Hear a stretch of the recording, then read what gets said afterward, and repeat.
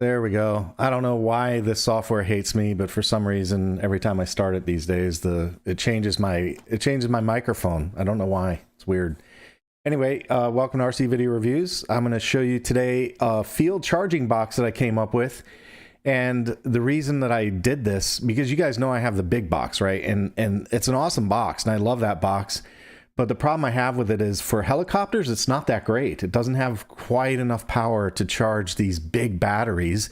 And then the second thing that I wanted was the ability to have something in a very compact form factor, because as Freddie will attest, when I go to the field, I'm humping gear like crazy. I mean, aside from the aircraft and the radios, I've got camera equipment and GoPros and audio equipment and all the associated support stuff that goes with that. So I really wanted to kind of compact things a little bit.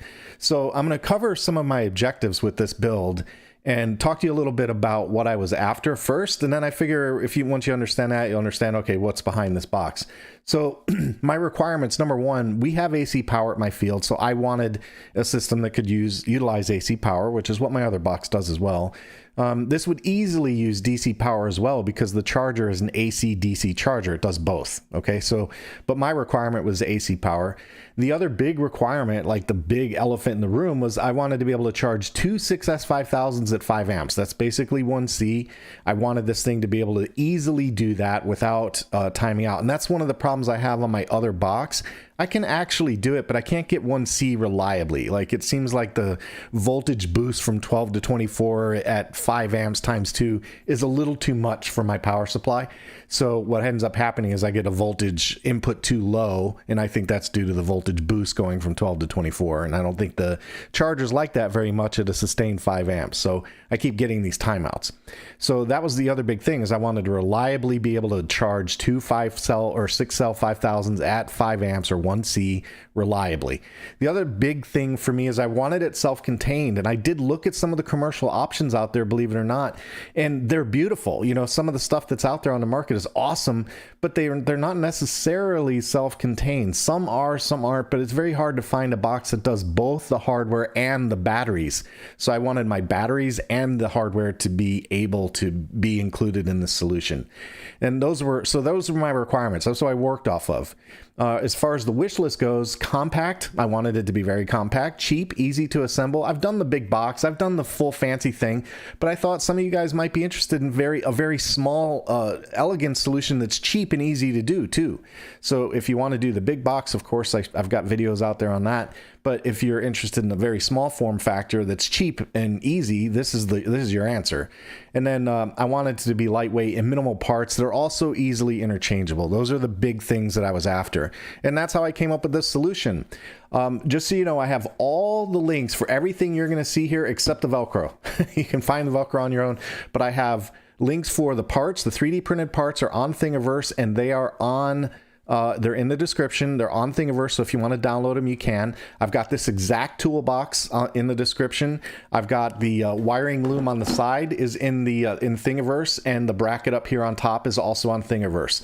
The power supply, everything that you see except the Velcro and the batteries is on either on Amazon for an affiliate link or on Thingiverse. Okay, and they're all in the description. Everything you need to know is in the description. So a real quick look around the outside. Notice I've got some Velcro here. I've got a fan cover here. This one, I gotta give credit to Rob for this, because Rob and I were sitting up talking about what I wanted to do, and he said this thing. He's like, hey, you know, I was talking about the box and where I wanted things, and I kept putting the power supply laying down, and I'm trying to arrange the batteries, and it just was not working out. It was not working out for me.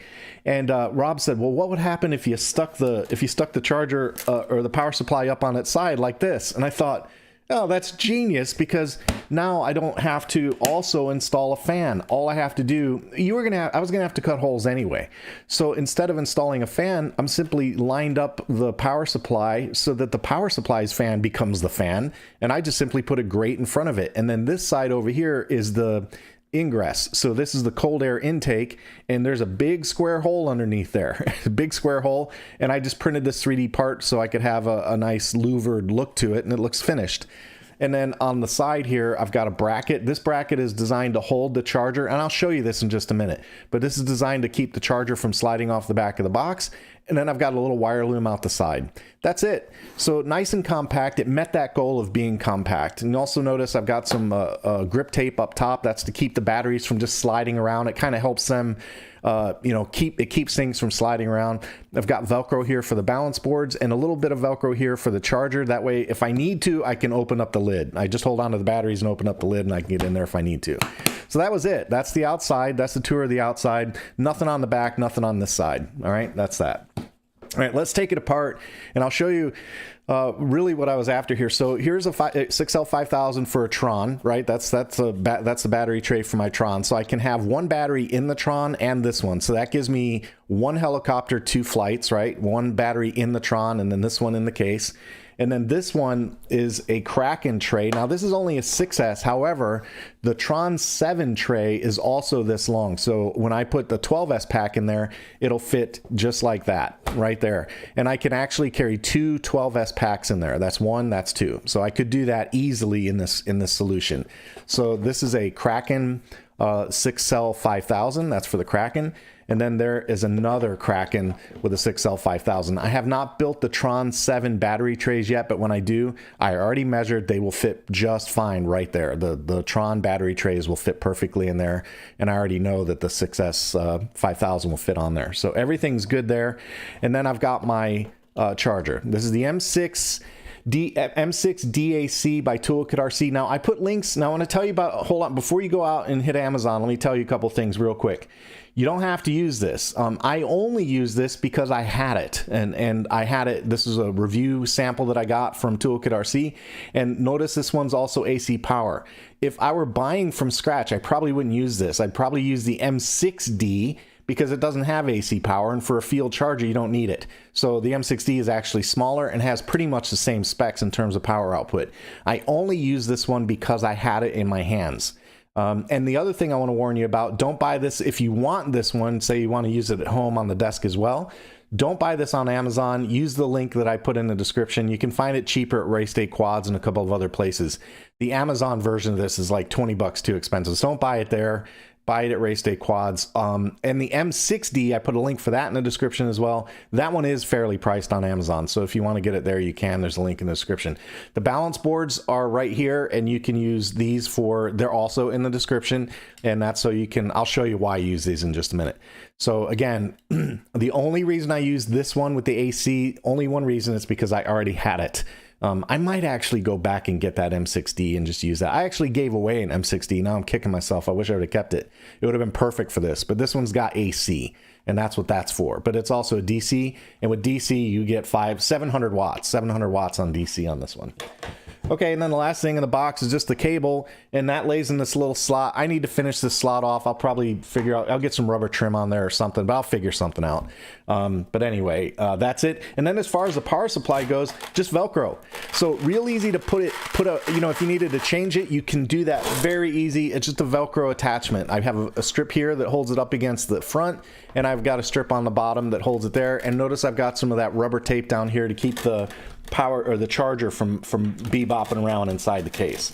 So it's a very simple build inside. One other thing I'll point out, I've got some screws holding this wire loom on. These are ground down and flat and smooth. So you can, there's no damage of no risk of the battery sliding into there and getting poked. I did grind those down and smooth them off so they're nice and smooth. They won't even scratch your finger. So if you do that, if you put any screws in there, make sure if you got LIPos in there that you don't have any sharp ends pointing in, because that will definitely cause you a problem, okay? So that's it. That's the inside of the box. I'll close the lid, and I'll just show you assembly real quick. The first thing I'll do, you know, setting up the field, is just take the power cord off the side. There we go. I use the cord to hold the end. So just power cord comes off the side. Let me get it plugged in just a second.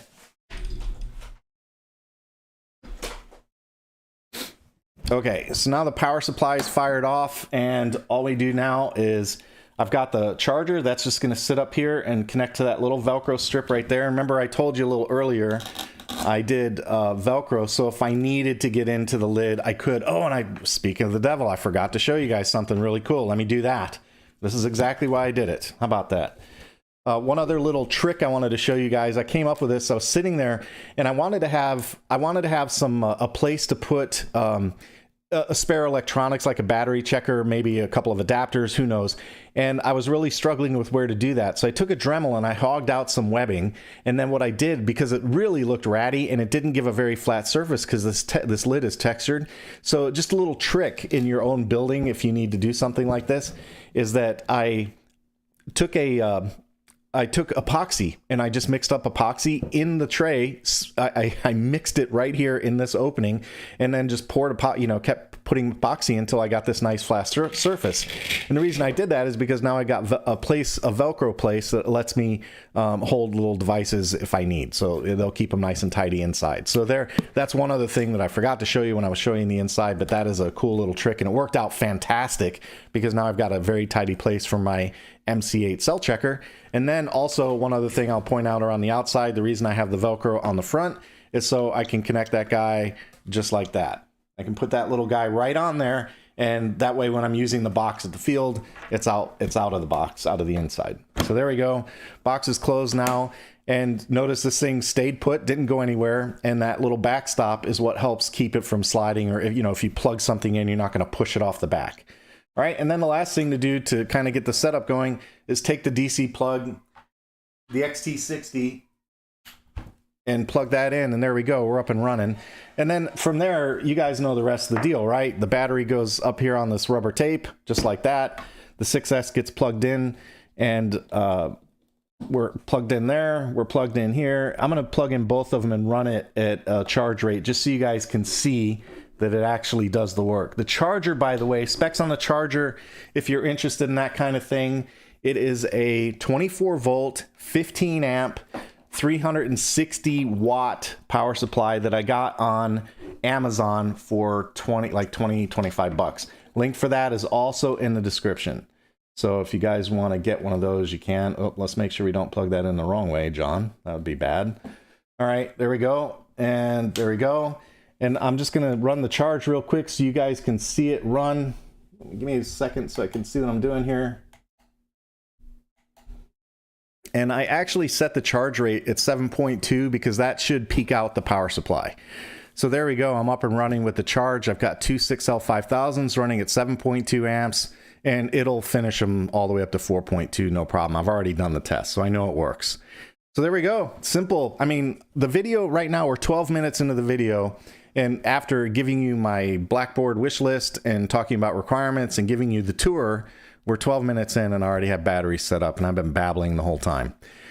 So there we go. I'm going to check comments, see if there's anything there. If you guys have any questions about what I've done here, I'd be happy to talk through them. If you have any questions about why I chose the tech that I chose, I'll be happy to answer those questions as well. But let me check the comments here. So Patrick made it in first. Good job, Patrick. Flying Fortress RC, how you doing? Second, LOL, he says. Brian Chambers, how you doing, Brian? Thanks for joining. Paolo, how you doing, my friend? Good to see you.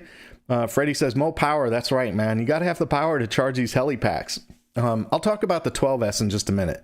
So William Tam says, hello, everyone. Four Eyes, how you doing? Sunday stream. That's right, Brian. Definitely having the right charging equipment makes it more enjoyable on the field. Yeah, the idea is to be able to, so, I don't want to charge it less than 1C. I always want to charge it at least 1C. And as you can see on the amperage rate, I get a little bit better than that. I get, a 50%. So it's about 1.5 C on these packs. So that works for me. Dragon Killer says, I'm going to have to work on one of them for this summer. Yeah, man, it's a really handy thing to have. Oh, I didn't mention one other thing, another requirement that I had at my field. We live in Florida, a lot of moisture outside. Sometimes you go outside and there's just moisture on the table from the fact that it's humid. It's humid out there. So that was another thing that I wanted the ability to charge off the table. And that was the reason that I used the deck like this.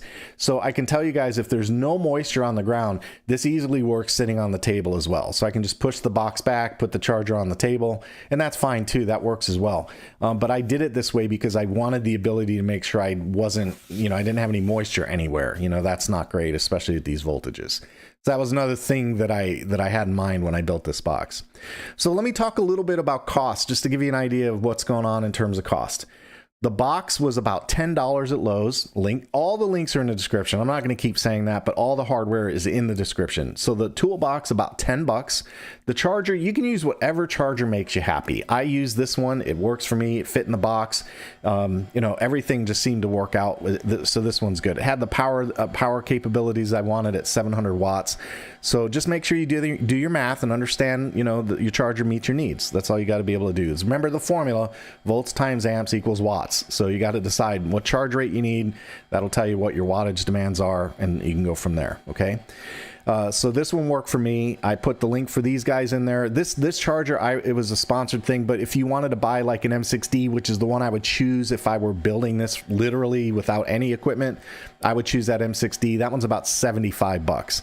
So you got 75, 80, 85 with the box, couple bucks for the balance boards, and then the 3D printed parts. I don't know. Do you charge yourself for those or not? You know, I don't know. They're on Thingiverse. By the way, you don't need to use any 3D printed parts either. I did it because I wanted it to have that nice finished look. But if you are good with the Dremel, or if you want, on Amazon, you can actually buy these chrome grill fans that you could screw in right here on the front. On this one, you don't need this part at all. If you're good with the Dremel, you just, or a hobby knife, or even a soldering iron, you just cut some slots in the front. You don't need to use this. And then on the wiring loom on the side, just get a little creative, maybe a little. I originally used Velcro. I originally put a Velcro loop in the side, and I wrapped Velcro around the cord and just stuck it on the side, and it actually worked. And then regarding this little side plate right here, if you don't have a 3D printer, you could use aluminum angle iron from Lowe's, no problem. Aluminum 90-degree brace, no problem, will fit right there.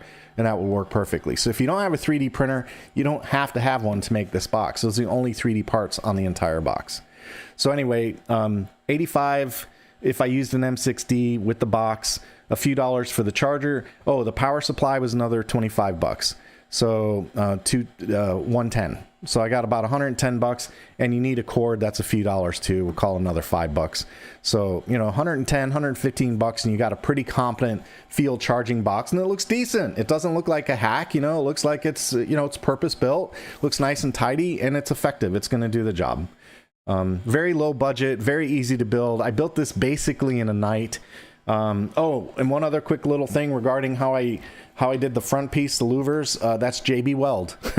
I cut a square. There's a square in this box right here. I just cut out a square with my Dremel, and then I put JB Weld on the back of this part that I printed and just stuck it on there, taped it down. You know, I used tape to hold it on the box and let the JB Weld do its job. Good idea to rough up the surface to give that JB Weld something to bite in. And then I left a little tab down here. I might put a nameplate or something in later. I don't know. I left that there on purpose, but there's a little tab down there. And also gave me a big gluing area too for the JB Weld. That's why that's so big down there. So anyway, let's see. Let me check the comments here, and then we'll wrap this up. So JDM Dino Systems says, hello. Hey, Jonathan, how you doing? Andrew, the converters, did you make yourself? Which converters? I'm not sure which converters you're talking about. Andrew, help me out. Freddie says, how many tubes of epoxy did you use? I didn't even finish one. I barely used half a tube of JB Weld. I mean, very little actually. I think I used, you know, you make like a dime sized dab of the epoxy. I did that twice. I did that here, and I did it actually epoxied this the wire loom on, but I also screwed it in. And I originally thought I would epoxy this angle bracket in on the back here, but I didn't. I wound up screwing that in instead. So that's got a couple screws going into the top. So yeah, very little. Oh, you're talking about on the Freddy. Oh, you're talking about on the lid. On the lid, I had some Hobby King epoxy. I used 2 tubes of that Hobby King.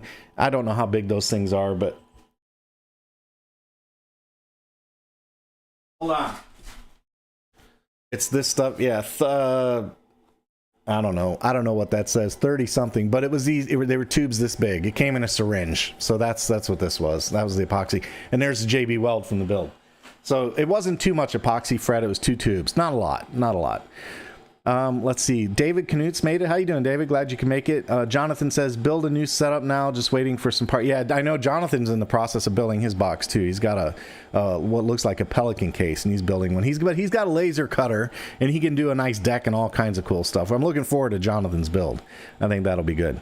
Patrick says, 25 watching, only 9 likes. Yeah, guys, hit the like button. That'd be great. If it helps out the channel. It really does with video placement, stuff like that. If you guys could hit the likes, that'd be nice.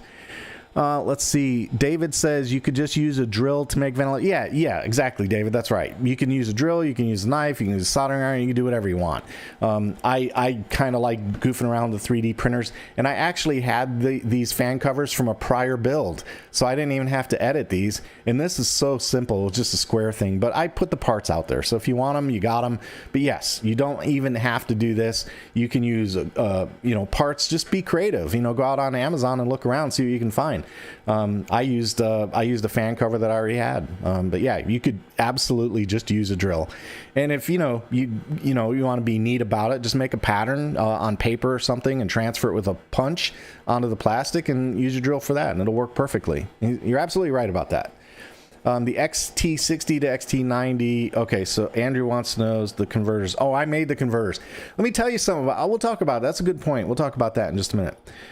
Four Eyes XT90. FL Engineer says, I like cheap. Man, this is cheap, dude. This is as cheap as it gets, man. This is again, you'd save some money not using this big AC charger, using just a DC charger.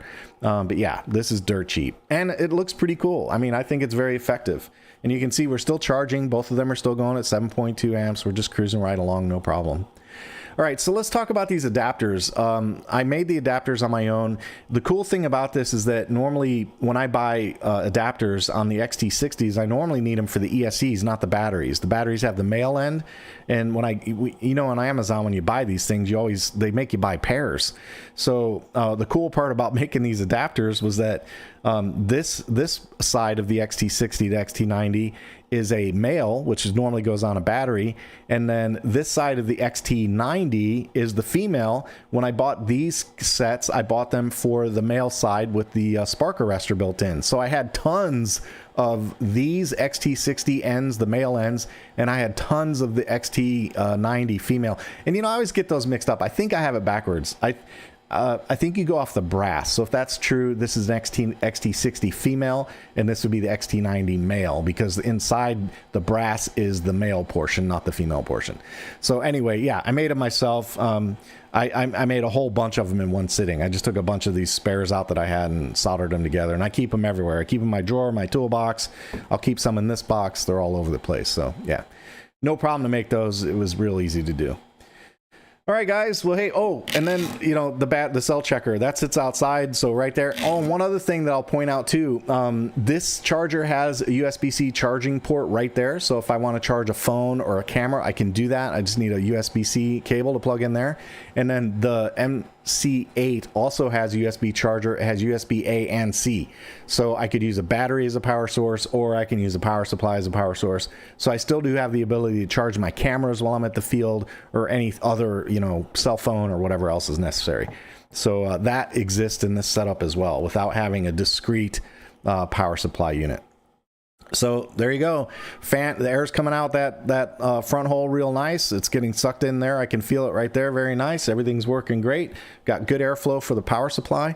And there you go. Nice, cheap, easy power supply, field charging station for a relatively powerful setup at the field. You can see that's 14. That thing is doing 14 amps, right?